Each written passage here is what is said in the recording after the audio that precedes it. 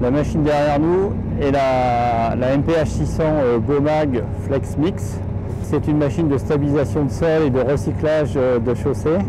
Dans la situation actuelle, on la voit en traitement de sol. Les particularités de cette machine, c'est d'avoir un système Flex Mix qui consiste en deux choses principales. C'est un système de variation de la vitesse du rotor de malaxage. Donc on a la possibilité d'utiliser 11 vitesses différentes qui vont nous permettre de nous adapter à la granulométrie, au type de sol et donc à coller aux exigences de mouture recherchées, tout en maintenant au plus bas niveau possible les problématiques d'usure des dents, porte-dents, etc.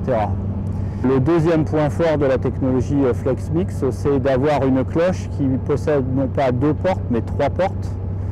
La troisième porte est située au-dessus de la porte arrière et cette porte facilite l'obtention d'une granulométrie qui pourrait être, dans un cas de figure, problématique à obtenir.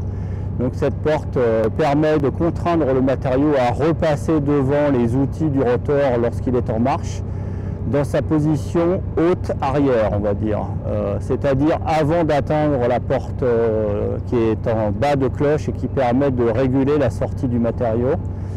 Cette position de porte permet d'obtenir une meilleure fragmentation sans avoir l'inconvénient de contraindre la machine à devoir tirer un volume de matériau important devant la porte arrière, qui est plus généralement la méthode utilisée sur les stabilisatrices de sol. Il y a une autre particularité sur l'utilisation qui est faite ici sur le chantier, c'est le rattachement de la stabilisatrice à une citerne. La citerne que vous voyez derrière moi contient 35 000 litres d'eau et cette eau est directement injectée dans la cloche de la machine et le dosage est parfaitement adapté à ce qui est requis par le matériau et par le traitement qui a été choisi.